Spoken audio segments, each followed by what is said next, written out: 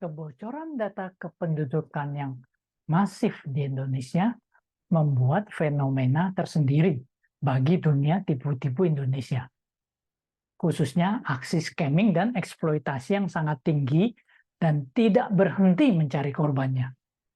Tingginya aksi scamming ini disinyalir karena mudahnya membuat KTP palsu yang digunakan untuk membuka rekening bank bodong guna menampung hasil kejahatan.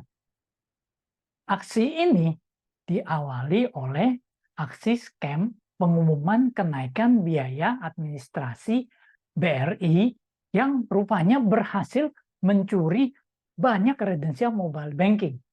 Lalu penipunya berusaha lagi mencuri SMS OTP dengan mengirimkan APK jahat, memalsukan sebagai kurir online, surat tilang, sampai terakhir undangan pernikahan.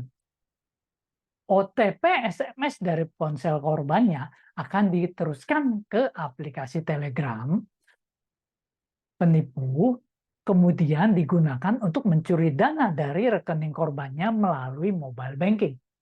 Celakanya, ada bank yang menjadi korban pembobolan mobile banking ini, tetapi tidak kunjung belajar, dan nasabahnya berulang-ulang menjadi korban penipuan mobile banking ini. Harusnya bank belajar dari kasus penipuan yang terjadi, di mana karena OTP yang dikirimkan ke rekening ponsel pemilik mobile banking berhasil dicuri dengan APK palsu, dan OTP itu digunakan di ponsel lain oleh penipu dan bisa melakukan transaksi mobile banking.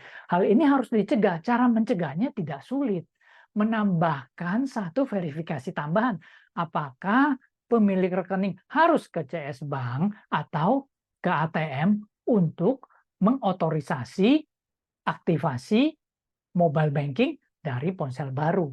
Jika hal ini dilakukan, maka aktivitas penipuan dengan mobile banking yang mencuri SMS ini akan bisa ditekan pada bank tersebut. Kelemahan sistem pengamanan mobile banking dan database yang berlimpah dari kebocoran data kependudukan ini mengakibatkan bank tertentu menjadi favorit aksi scam. Hal ini juga dikonfirmasi dari laporan masyarakat yang diterima oleh situs cekrekening.id yang dikelola oleh Kominfo sebanyak 23.234 tiket pada bulan Mei 2023. Ada beberapa catatan menarik ketika kita mengulik data laporan cek rekening ID dan membandingkan dengan peringkat dan aset dari bank tersebut. Apa itu catatannya? Silakan ikuti berikutnya. Pada peringkat 1, dengan 10.753 tiket laporan atau sekitar 46% laporan dari 10 rekening bank di Indonesia yang paling banyak diterima oleh cekrekening.id adalah BRI. Hal ini seharusnya menjadi perhatian serius dari pihak bank karena dari sisi aset, BRI berada di peringkat 2 di bawah Bank Mandiri. Namun sangat mengejutkan karena dari tiket laporan yang diterima, aksi kejahatan yang menggunakan rekening BRI sangat mendominasi tiket laporan cekrekening.id. Posisi Bank Mandiri sendiri cukup terpuji. Mengapa? Karena bank dengan aset nomor 1 terbesar di Indonesia ini, laporan tiket yang diterima oleh cekrekening.id hanya 1.901 dari seluruh bank di Indonesia. Dan posisinya berada di peringkat 5. Bahkan dia di bawah CIMB yang secara aset nomor 6 kali lipat lebih kecil dibandingkan Bank Mandiri, tetapi ada di peringkat 5. Ada baiknya bank yang memiliki tingkat pelaporan tiket yang tinggi ini mengevaluasi kembali mengapa hal ini terjadi dan tindakan apa yang harus dilakukan untuk perbaikan. Posisi kedua diisi oleh BCA dengan jumlah tiket 4.064 atau 17%, diikuti BNI dengan jumlah tiket 2.616 atau 11% dari total tiket. Dari sisi aset, BTN yang berada di urutan 5, namun rekening bank ini relatif aman dan tidak banyak digunakan untuk penyalahgunaan rekeningnya. Catatan penting lain yang perlu menjadi perhatian adalah bank CIMB yang mendapatkan tiket laporan 2.344 atau 10%.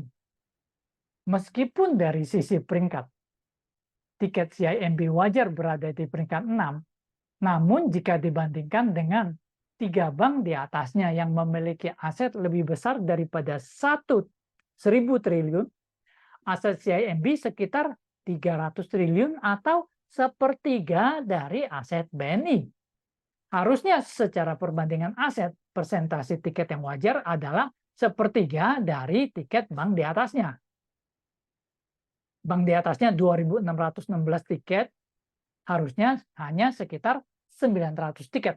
Namun nyatanya tiket laporan yang diterima menggunakan CIMB adalah 2.344 tiket atau 10% dari total tiket 10 bank besar ini. Nyaris mendekati BNI yang memiliki aset 3 kali lipat dari CIMB dan lebih tinggi daripada Bank Mandiri yang asetnya paling besar di Indonesia. Harusnya hal ini menjadi perhatian dari bank. Apa masalahnya? Apa yang menyebabkan tingginya rekening bank Anda digunakan untuk kejahatan? Apa yang dapat dilakukan untuk mencegah hal ini terjadi? Jadi, untuk detail statistiknya, silakan Anda cek di sini. Dan data ini kami dapatkan dari cekrekening.id yang dikelola oleh Kominfo, dan cekrekening.id ini menerima laporan dari seluruh lapisan masyarakat sampai dengan bulan Mei 2023. Data statistik yang ditampilkan.